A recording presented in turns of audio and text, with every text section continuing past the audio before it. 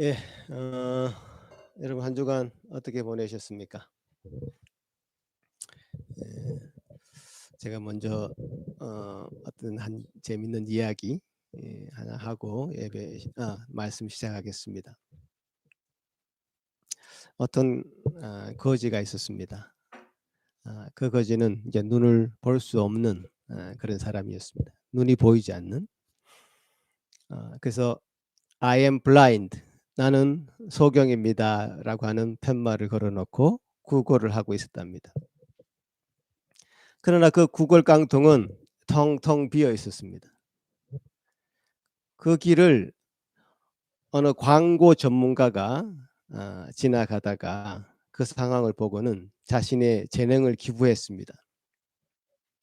그 팻말에 네 글자를 넣어 주었습니다. "It's spring and I am blind."라고 바꾸어 주었습니다. 봄이 왔지만 나는 볼 수가 없습니다.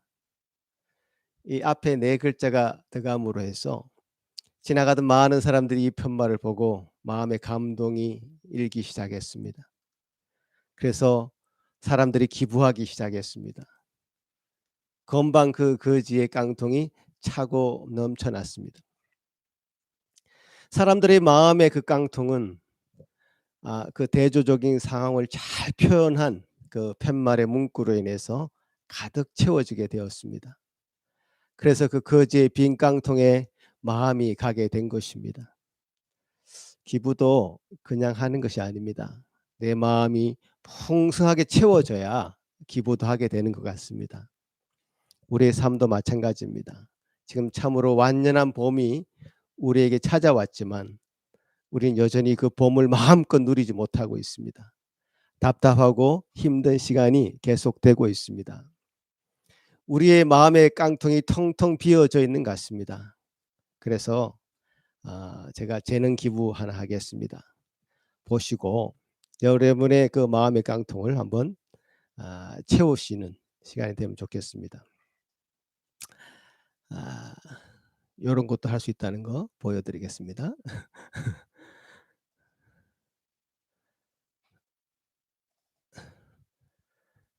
어 이걸 제가 찍었다는 사실입니다. 예. 어 아 제 인생작 중에 하나입니다. 예. 그래서 보시고 예 이 완연한 봄의 그 기운이 여러분 마음 가운데도 풍성하게 채워졌으면 좋겠습니다. 어 찬란한 잔인한 봄이 아니라 찬란한 봄의 아름다움을 여러분 가운데 누릴 수 있기를 바라겠습니다. 괜찮았습니까? 예. 아 이제 이 봄의 아름다움만큼이나 우리의 삶이 풍성해지길 바라고요. 우리 어려운 상황에서 잠시 눈을 돌려보면 이 봄의 아름다움이 더 극적으로 다가오는 것 같습니다.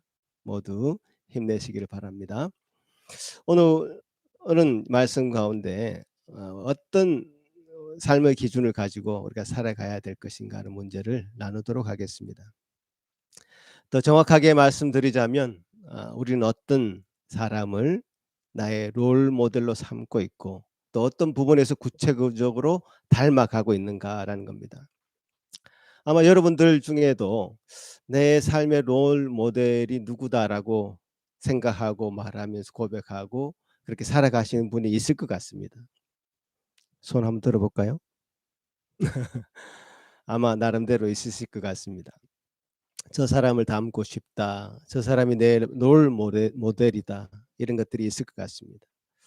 그런데 여러분 이거 아십니까? 여러분들이 어떤 자아의식을 가지고 또 많은 경험을 해서 어떤 사람을 충분히 알고 나서 그 사람이 참 충분히 닮을 만하다 해서 그 사람이 나의 롤 모델이면 좋겠다고 말하기 전에 우리는 이미 어떤 사람을 롤 모델로 삼아서 닮아가고 있습니다. 제가 이름하여 원초적인 롤 모델이다. 이렇게 이름 붙여 보겠습니다. 롤 모델이 아주 기초 단계죠. 여러분은 어떤 노력을 하지 않았고 그럼에도 불구하고 자연스럽게 누군가를 닮아가고 있습니다. 가만히 한번 생각해 보십시오. 이미 여러분은 누군가를 아주 많이 닮아 있습니다. 얼굴, 키 이런 어떤 선천적인 것 말고요. 어떤 구체적인 행동, 제스처, 웃는 모습, 뭐 우는 모습, 말할 때의 모습 어 그런 모습들이 예 닮아 있습니다. 인화는 눈치채지 못했을지 모르지만 그 목소리와 말투가 그 엄마의 말투와 아주 닮아 있습니다. 깜짝깜짝 한 번씩 제가 놀랍니다. 엄마의 목소리를 듣는 것 같아요. 그 예은이와 은철이의 그 미소 그건 아빠의 그것과 아주 닮아 있습니다. 그쵸? 그럴 수밖에 없어요. 우리가 태어나서 누구의 영향을 가장 많이 받을 것 같습니까? 당연히 그 부모님입니다. 지구상의 모든 동물들 가운데 인간이 가장 그 부모에게 의존하는 기간이 깁니다. 당연히 그 부모 밑에서 그 영향을 그대로 받으면서 자라고 부모의 말투와 행동들을 따라하게 됩니다. 그 원초적인 롤 모델은 부모님이죠. 그러니까 이런 현상들이 오리와 같은 동물에서 주로 발견되는 현상들이 있는데요. 오리는 그렇답니다. 생후 17시간 안에 생후 17시간 안에 접촉하는 대상을 그 오리는 그 부모라고 생각한답니다. 그래서 이런 현상을 각인, 영어로는 imprinting이라고 합니다. 그러니까 영국에서 새끼 오리 9마리가 골든 리트리버 개가 자기 엄마인 줄 알고 졸졸졸졸 따라다니는 영상은 아주 유명한 영상입니다. 그 오리 새끼 9마리를 등에 태우고 개가 이게 막 이렇게 다닙니다. 그럼 떨어지기도 하고. 그 오리들은 저 개가 엄마라고 하면서 죽기 살기로 따라다니는 겁니다. 무서워하지도 않습니다. 자, 이 어린 아기들도 마찬가지입니다. 그 부모님이 아주 각인되어 있습니다. 그래서 따라다니는 겁니다. 그 그런데 어린아이가 마냥 어린아이로 기어다니면서 사는 것이 아니죠. 이제 조금씩 조금씩 자랍니다. 점점 부모의 도움이 필요 없어지기 시작합니다. 이제 부모님이 점점 자신의 삶에 간섭하는 것처럼 생각할 수 있습니다. 부모님보다 친구들과 어울리는 걸 더 좋아하기 시작합니다. 친구들과 어울리기 시작하면서 그 친구들이 쓰는 말과 행동들을 따라하기 시작합니다. 그 친구 집단이 그 유대감이 강하면 강할수록 그런 현상이 더 강하게 나타나죠. 이런 것을 또 한 용어로 설명하는데요. 미러링이랍니다. 거울 보는 것처럼 미러링한다. 이 미러링은 무의식적으로 친구 행동을 따라하게 되는 것을 말합니다. 제 친구 중에서도 말을 할 때 툭툭 치면서 말을 하는 사람이 있었습니다. 근데 나도 어느새 그 친구처럼 툭툭 치면서 이렇게 말을 하는 걸 보고 저도 깜짝 놀랐죠. 그래서 우리 부모님들이 어릴 때부터 친구를 잘 사귀어야 된다 늘 강조했죠. 그 친구를 보면 그 사람을 대충 짐작할 수 있기 때문이죠. 실제적으로 2002년도에 그 노무현 대통령이 대통령 후보로 출마했을 때에 사람들은 그가 대통령감이 되지 않는다는 말을 많이 했습니다. 그가 가지고 있는 학력이 고등학교 졸업이고 뭐 이런 걸 거론하면서 "당신은 대통령감이 아니다." 대통령 후보로 나온 것조차도 기분 나빠했죠. 그런데 결국 그가 대통령이 됐죠. 그의 선거에서. 그는 이런 연설을 했습니다. "저는 감이 됩니다. 대통령감이 됩니다." 왜 그런지 아십니까? 그 사람을 알려면 그 친구를 보라고 했습니다. "저는 문재인을 친구로 두고 있습니다. 그렇기 때문에 저는 대통령감이 된다고 생각합니다." 라고 연설을 했어요. 이것도 아주 유명한 연설입니다. 지금도 찾아보면 그 연설을 들을 수 있습니다. 그 친구를 보면 그 사람을 알 수 있다라는 이런 유유상종이라는 그 한자어도 생각나네요. 그러니까 또래 친구 집단의 영향력이 이렇게 막강합니다. 그죠? 그래서 우리 학교 선생님들이나 우리 부모님들이 제가 어릴 때는 주로 무슨 말씀을 많이 하셨냐 하면 그 위인전을 많이 읽으라고 하셨습니다. 그 유명한 위대한 사람들의 그 전기를 많이 읽으라고 했고 집집마다 위인전 집들이 전집으로 꽂혀 있었습니다. 뭐 이순신 장군, 김유신 장군, 김춘추 왕, 김구, 이상제, 뭐 심지어 외국의 퀴리 부인 뭐 이런 사람, 파스테르, 나이팅게일 이런 사람들. 그러니까 우리 부모님들이나 선생님들 입장에서는 우리 아이들이 혹은 그 학생들이 막 친구 집단에서 그냥 어울려 다니는 것보다 누군가를 존경해서 본받을 대상이 필요하다고 강력하게 생각했던 것이죠. 실제로 그 위인전을 열심히 읽다 보면 어느새 우리 아이들도 그 위인들처럼 될 수 있다고 생각한 것이죠. 맞습니다. 한번 그 위인이 내 마음에 각인이 되면 그 사람의 삶을 조사하게 되고 그 사람은 어떤 가정 환경에서 자랐는지 뭐 아주 세세한 가정사 같은 것도 알게 되고 학교 생활을 어떻게 했는지 사회생활을 어떻게 했는지 어떤 말을 했는지 어려운 상황을 어떻게 극복해 나갔는지 그 사람의 삶을 하나하나 똑같이 연구하고 해 보기도 합니다. 그래서 뭐 그렇게 되지 않을 수도 있지만 그렇게 노력하는 것이죠. 그러니까 또래 친구 집단의 영향력이 막 서로에게 강하게 미칠 그런 청소년 시기에 우리 선생님들은 이런 책들을 소개함으로써 어 친구끼리 어떤 주고받을 수 있는 나쁜 영향들을 차단하고자 했을 것입니다. 그리고 어 위인들을 통해서 좋은 영향을 받도록 아 그런 위인전을 읽도록 우리에게 주문을 했던 것 같습니다. 우리는 서로서로 영향을 주고받고 있습니다. 무의식적으로 서로에게 영향을 주고받습니다. 그래서 아 이게 서로 발전시키는 그런 것도 될 수 있지만 그래서 서로에게 우리가 눈을 돌리는 그것에 앞서서 우리가 한 가지 해야 될 것이 있습니다. 우리가 서로를 바라보던 그 눈을 잠깐 돌려서 우리가 바라봐야 보고 닮아가야 되는 분명한 삶의 기준이 되는 분, 그분이 우리에게 필요하고 그분과의 관계를 우리 모두가 각자가 아 그 관계를 성립해야 되고 그 관계 속에서 자신을 스스로 진단해야 됩니다. 오늘 본문의 말씀에 이 사도 바울 선생님이 아주 강력한 어조로 그 한 분을 본받기를 추천하고 있습니다. 사랑을 받는 자녀같이 하나님을 본받는 자가 되라고 하시죠.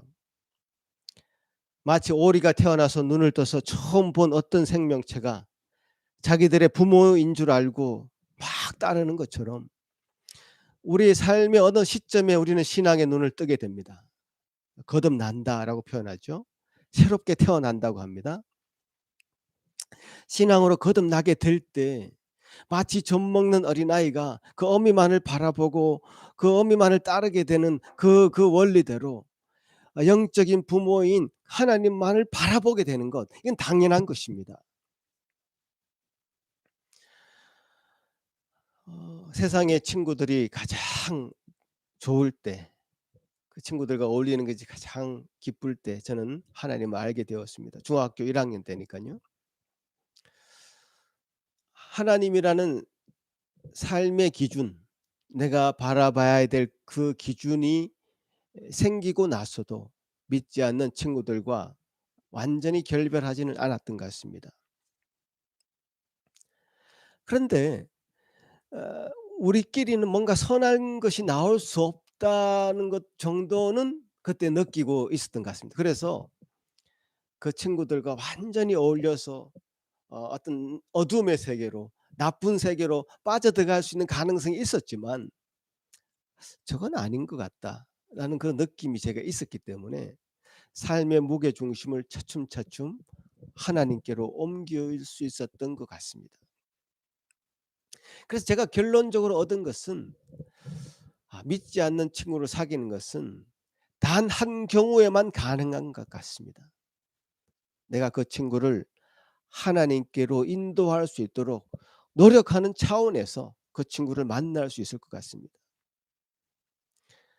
왜 그런지 아십니까? 그 친구가 불신자라면, 믿지 않는 자라면 신앙의 차원에서 이 세상을 바라보는 관점이 신앙인과는 전혀 다른 관점을 가지고 있죠. 다른 뷰 포인트를 가지고 있단 말이에요. 그런 친구를 어떻게 우리가 깊은 정신적인 유대감을 가질 수 있는 친구로 둘 수 있을까요? 어 결국엔 얕은 수준에서의 에 친구밖에 될 수 없죠. 뭐 이 배우자, 결혼 배우자, 신앙이 다른 사람과 그 사람과 결혼할 수 있을까요? 어 신앙이 다르다는 것은 단지 교회를 다닌다 안 다닌다의 문제가 아닙니다. 아시지 않습니까? 신앙을 가진다는 것은 우리가 살아가는 삶의 모든 것을 바라보는 그 관점이 달라지는 겁니다.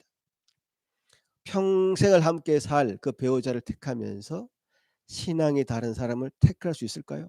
절대로 힘든 일입니다. 평생이 힘들어지는 일이죠. 그 선택을 하지 않으시길 바랍니다. 제가 하고 싶은 말은 바로 이건데요. 어 서로에게 영향을 주고받기 전에, 우리가 서로에게 영향을 받고 현재도 주고받고 있습니다마는 어 그 영향이 더 깊어지기 전에 내가 먼저 하나님과의 관계를 정립하는 것이 중요합니다. 우리에게서는 어쩌면 선한 것이 나올 수 없기 때문에 그렇습니다. 근데 문제는 하나님을 본받으라고 했는데 그 하나님은 우리 눈에 보이지 않습니다. 볼 수 없는 하나님을 어떻게 우리가 본받을 수 있습니까? 그래서 2절 말씀이 필요한 겁니다. 2 절에는 예수 그리스도께서 너희를 사랑한 것 같이 너희도 서로 사랑 가운데서 행하라고 하십니다. 그리스도는 보이게 되신 하나님이십니다. 빌립보서 2장 6 절에서 8 절까지 그는 근본 하나님의 본체시나 하나님과 동등됨을 취할 것으로 여기지 아니하시고 오히려 자기를 비워 종의 형체를 가지사 사람들과 같이 되셨고 사람의 모양으로 나타나사, 이렇게 설명하십니다. 어 하나님과 동등됨을 취할 것으로 여기지 아니하시고 사람과 같이 되고 사람의 모양으로 나타나신 분이 바로 예수님이십니다. 보이지 아니하는 하나님을 본받으라는 말은 곧 예수 그리스도를 본받으라라는 말로 바꾸어도 됩니다. 예수 그리스도의 삶과 그 행적은 우리가 성경을 통해서 다 살펴볼 수 있습니다. 그러니까 충분히 우리는 그리스도의 삶을 알 수 있습니다. 그 삶이 우리가 닮고 싶은 롤 모델이 되도록 하라는 그런 말씀이죠. 그리스도의 삶이 우리의 삶의 기준이 되어야 된다는 그 말씀입니다. 그리스도의 사 그리스도께서 우리의 삶의 기준이 되도록 한다는 것은 어떤 의미일까? 우리가 조금 더 깊이 들어가 보면 구체적으로 어떤 모습을 본받아야 할까 문제를 말씀드리자면, 그리스도께서 우리를 사랑하신 것 같이 우리도 사랑 가운데서 행하라고 말씀합니다. 그러니까 하나님을 본받는 삶, 그리스도를 본받는 삶, 그 제일 첫 번째 단계는 사랑입니다. 더 정확하게 말씀드리자면 그리스도의 사랑을 알고 경험하는 것이 첫 번째 단계입니다.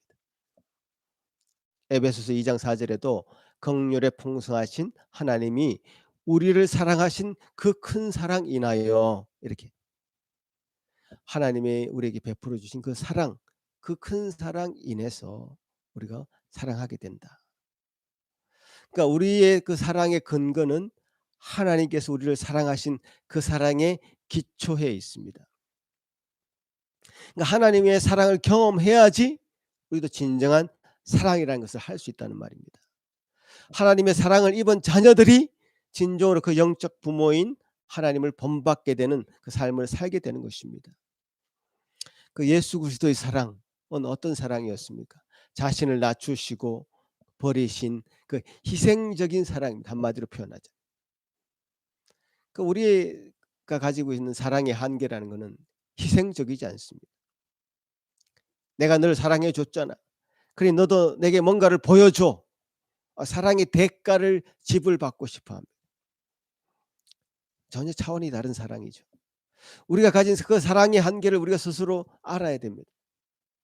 그래서 예수님이 우리를 위해서 하신 일들, 예수님이 그 사랑하신 그 일들을 곰곰이 묵상하는 시간이 많아지길 바랍니다. 그분과 친하게 지내시길 바랍니다. 또 그분을 사랑하게 되시길 바랍니다. 어 그분을 사랑하게 된다는 것, 그분과 함께 보내는 시간이 많아질수록 그 사람을 좋아하면 좋아하게 될수록 그 사람을 닮아가게 됩니다. 제가 아주 오래전에 본 영화입니다만, 여러분 지금 이 선생님하고 지금 고 집사님만 이 영화를 봤을 가능성이 있습니다. 사실 제목도 잘 떠오르지 않습니다. 주인공이 신성일, 엄앵란 이런 사람이 주인공이었는데, 남자 배우 신성일은 운동맨입니다. 아령 같은 거 가지고 운동하고 권투하고 뭐 이런 사람입니다. 근데 아주 가녀린 엄앵란은 인제 이 남자 같은 이 신성일의 매력에 푹 빠집니다. 그러니까 엄앵란이 이 신성일이 하는 운동을 하려고 막 애씁니다. 막 아령도 들어보고 이제 권투도 막 하고, 그 모습이 얼마나 아름다워 보이는지요. 그 사랑하는 사람이 좋아하는 것을 해 보고 싶어 하는, 자기는 잘 못하지만, 자기 익숙하지 않지만 사랑하는 사람의 것을 자기도 해 보고 싶은 그 마음, 그런 마음에 아주 깊은 감동이 있더라고요. 뭐 자존심을 무너뜨리는 일이죠. 자기 못하는 걸 해야 되니까. 근데 어 그런 모습이 저한테는 지금 각인되어 있습니다. 다른 모든 영화의 내용은 제가 다 잊어버렸습니다 사실. 잘 모르겠습니다. 근데 그 내용만은, 그 장면만은 생각이 납니다. 그 사람을 사랑하면 그 사람을 닮아가려고 애쓰게 되어 있습니다. 예수님의 사랑으로 여러분의 마음의 깡통을 가득 채우십시오. 그러면 다른 사람을 향해서 눈을 돌릴 수 있는 힘이 생기게 될 것입니다.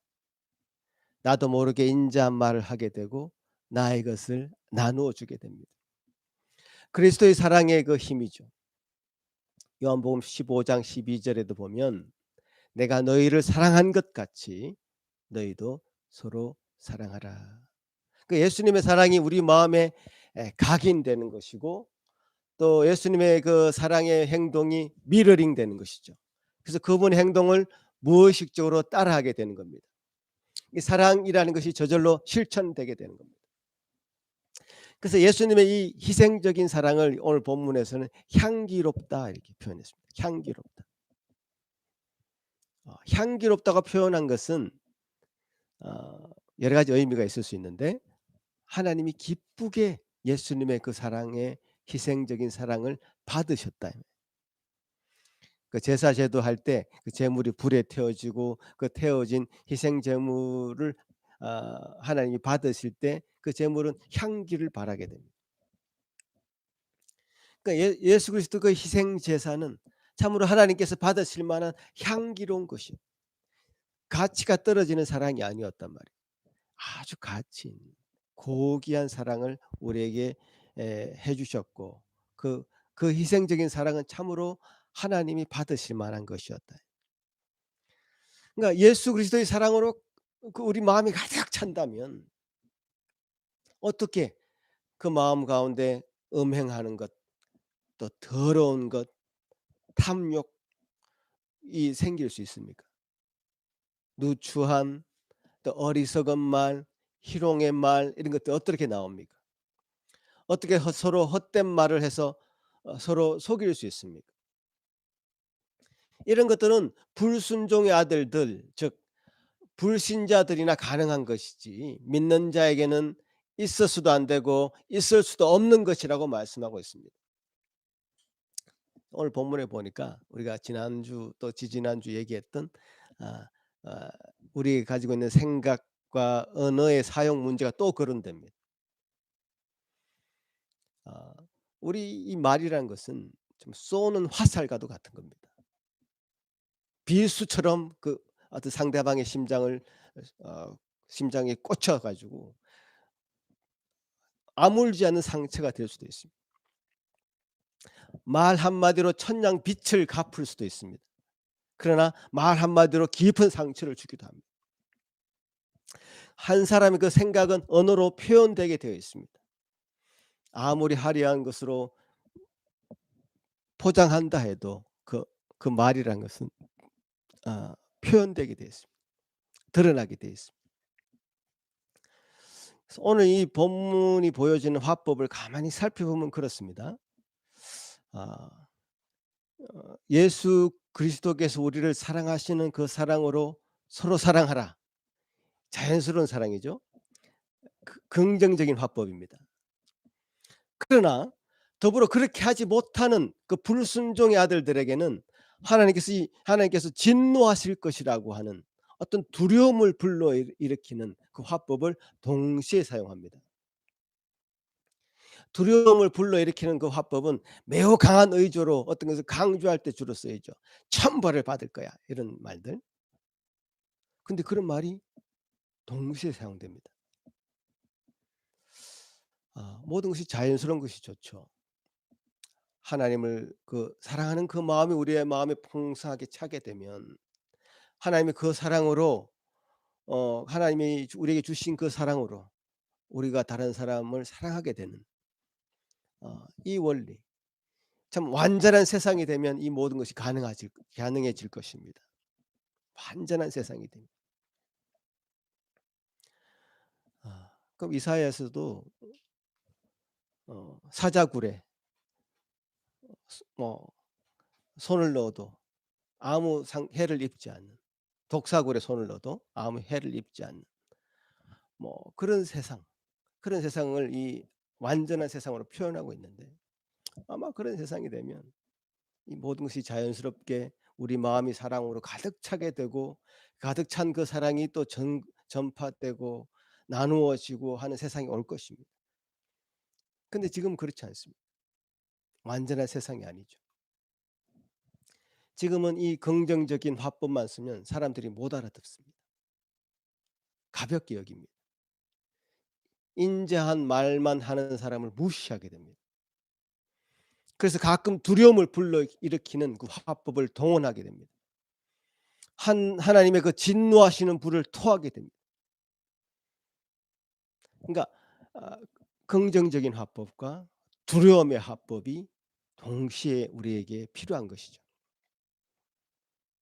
제가 설교할 때도 사랑을 얘기하지만 또 강하게 진리에 대해서 말씀합니다. 이번 주에 총회를 잘 마쳤습니다.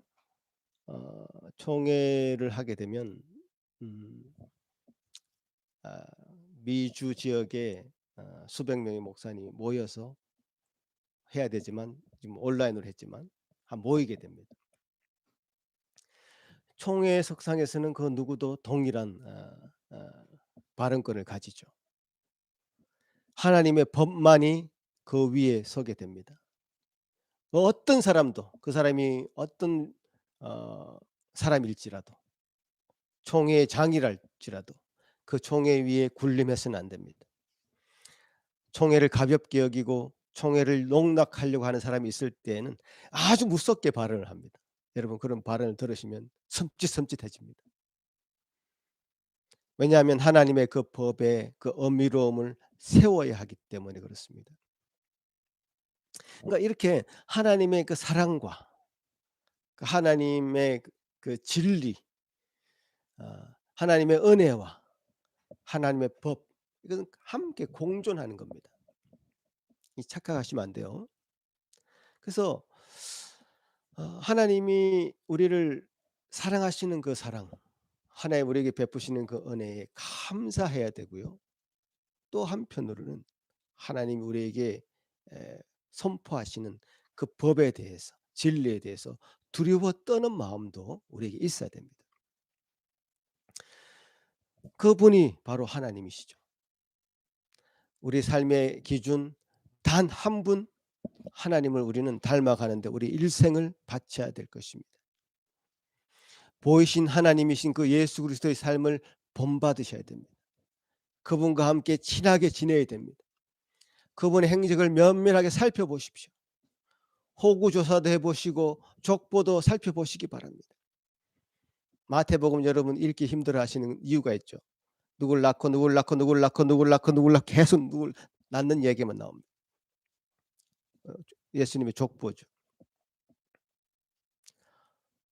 그분을 사랑하게 되고 그분에 관심을 가진다면 여러분 청소년들 유명한 연예인들 호구조사 다 하고 다 알고 있지 않습니까? 제가 압니다. 그렇게 하죠. 그 사람을 사랑한다면 그렇게 되게 돼 있습니다. 그분이 하신 말들을 더 꼼꼼하게 살펴보시기 바랍니다. 그분이 남기신 열매들을 살펴보시기 바랍니다. 그분을 닮기 원했던 그 제자들의 삶도 살펴보시기 바랍니다. 제자들이 어떤 발언을 했는지 살펴보시기 바랍니다. 그 제자들은 또 어떤 일을 했는지 살펴보십시오. 우리가 평생을 두고 정말 본받아야 될 삶의 기준들은 바로 그런 것들입니다. 남기신 수많은 성경을 비롯해서 수많은 자료들이 우리에게 있습니다. 예수 그리스도의 그 행적과 예수 그리스도의 삶과 예수 그리스도의 모든 것들이 기록되어 있습니다. 그 제자들도 그렇게 예수 그리스도를 닮아가려고 애쓰는 가운데 책을 만들기도 하고 설교를 하기도 했습니다. 우리 평생에 이런 일만 해도 우리 시간이 부족할 것입니다. 다른 데 시간 허비할 틈이 없습니다. 베드로전서 2장 21절 말씀 읽고 오늘 마무리하겠는데요. 이를 위하여 너희가 부르심을 받았으니 너희 그리스도도 너희를 위하여 고난을 받으사 너희에게 본을 끼쳐 그 자취를 따라오게 하려 하셨느니라. 그리스도께서 왜 고난을 받으셨겠습니까? 그 그리스도께서 받으신 고난의 그 열매를 누구한테? 우리에게 본을 끼쳐 그 발자취를 따라오게 하려고 예수님이 그 일을 먼저 행하신 것입니다. 여러분 한 주간의 삶 가운데 정말 예수 그리스도가 어떤 분이신지 그분의 삶의 삶 가운데 그 한 켠이라도 한 켠이라도 여러분 마음 가운데 두시고 예수님의 삶을 닮아가고자 애쓰고 노력하는 한 주간이 되시면 정말 보람된 기쁜 감사한 한 주가 될 수 있을 것이다 저는 생각합니다. 한 주 한 주 빨리빨리 지나가는데요. 그 빨리빨리 지나가는 그 시간 그 세월을 정말 아끼시고 한 시간 한 시간 지금 우리 마음이 그리스도로 닮아가는데 우리 마음을 정말 기경하는 갈아엎는 그런 시간들이 되시면 정말 유익한 삶이 될 것입니다. 그렇게 여러분의 모든 삶이 정돈되시길 바랍니다. 안정된 삶으로 살아가시길 바랍니다. 기도하겠습니다. 아버지 하나님 감사합니다. 참 우리에게 보이신 그 놀라운 은혜로 우리가 참 예수 그리스도를 알게 되고 하나님을 향하여 눈을 뜨게 된 것 감사합니다. 주님을 온전히 그 세세한 것까지라도 알게 하시고 본받을 수 있는 저희 마음, 믿음, 저희 행위 될 수 있도록 도와주시옵소서. 오늘 모인 우리 모든 상계 성도들 가정생활이 또 학교생활이 사회생활이 그렇게 복된 하루하루 한 주 한 주간 될 수 있도록 도와주시옵소서. 예수님 이름으로 기도하옵나이다. 아멘.